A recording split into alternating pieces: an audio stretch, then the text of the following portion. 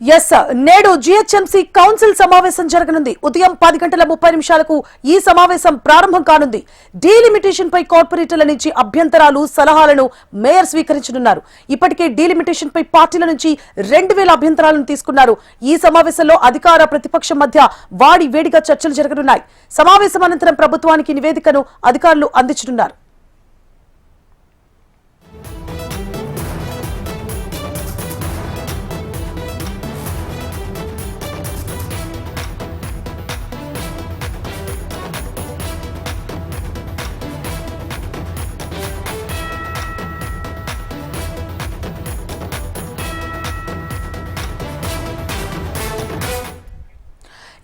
నేడు GHMC council సమావేశం జరగనుంది. ఉదయం 10:30 ఈ సమావేశం ప్రారంభం కానుంది.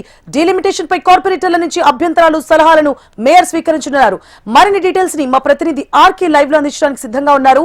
ఆర్కే, చెప్పండి, ఇప్పటికే శివారు ప్రాంతంలో ఉన్న పలు ప్రాంతాలని జిహెచ్ఎంసీలో విలీనం చేయడం పట్ల ప్రజల నుంచి మిశ్రమ ఫలితాలు కనిపిస్తున్నాయి. అలాగే రాజకీయ పార్టీల నుంచి కూడా, రాజకీయ ప్రముఖుల నుంచి కూడా మిశ్రమ ఫలితాలు కనిపిస్తున్నాయి. మరి ఈ నేపథ్యంలో ఈ రోజు జరిగే కౌన్సిల్ సమావేశం ఎలా ఉండబోతోంది?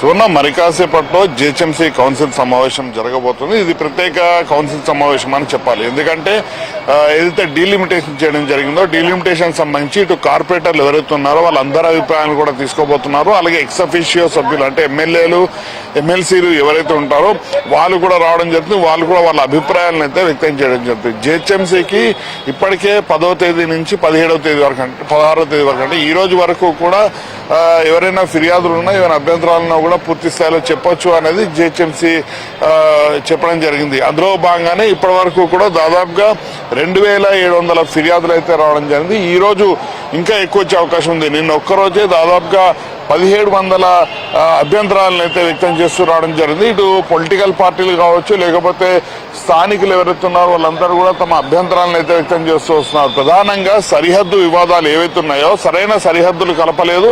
డీలిమిటేషన్ లో భాగంగా అప్పటికప్పుడు హడావిడిగా చేశారే తప్ప ఎక్కడ కూడా కనీస ప్రమాణాలు పాటించలేదు అనేది అందరూ కూడా అభ్యంతరాలు వ్యక్తం చేస్తున్నారు. నిన్న బీఆర్ఎస్ ఎమ్మెల్యే తలసాని శ్రీనివాస్ యాదవ్ కూడా రావడం జరిగింది. ఆయన కూడా కమిషనర్ కలిశారు, మేయర్ను కూడా కలవడం జరిగింది. మరోవైపు సొంత పార్టీ నేతలు కూడా, కాంగ్రెస్ పార్టీకి సంబంధించిన నేతలు కూడా దీనిపైన అభ్యంతరాలు వ్యక్తం చేస్తున్నారు. ఇప్పటికే నిన్న దానం నాగేందర్ అలాగే మిగతా కార్పొరేటర్లు అందరూ కూడా రావడం జరిగింది. నిన్న మేయర్ని కలిశారు, అలాగే నిన్న కమిషనర్ని కూడా కలవడం జరిగింది. ప్రధానంగా సరైన విభజనలో సరైన ప్రమాణాలు పాటించలేదు, ఎక్కడికక్కడ సరిహద్దులు కూడా సరిగ్గా పాటించలేదు, వీటిని విభజించడం జరిగింది అనేది వాళ్ళైతే నేను ప్రధానంగా ఆరోపణ చేస్తూ రావడం జరిగింది. ఇక మరి కాసేపట్లో ప్రారంభమయ్యే ఈ కౌన్సిల్ సమావేశానికి సంబంధించి పూర్తి స్థాయి పోలీసులు కూడా భద్రతను ఏర్పాటు చేయడం జరిగింది. ఎందుకంటే ఇప్పటికే అన్ని పార్టీలు కూడా తమ నిరసనను వ్యక్తం చేసే ప్రయత్నాలను అయితే ప్రారంభిస్తున్నారు.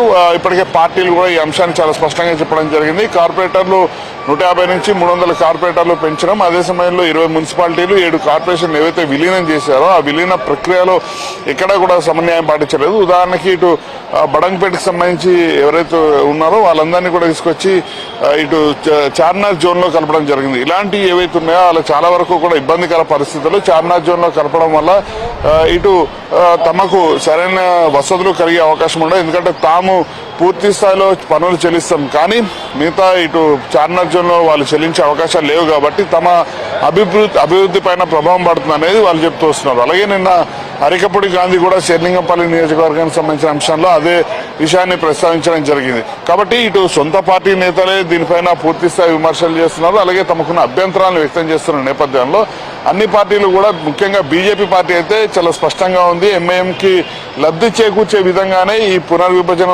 ఏదైతే విలీన ప్రక్రియ అనేది ఉంది అనేది వాళ్ళు మొదటి నుంచి కూడా చెప్తూ వస్తున్నారు. సో ఏదేమైనా కూడా ఖచ్చితంగా మరి కాసేపట్లో ఈ సమావేశం ప్రారంభమవుతుంది.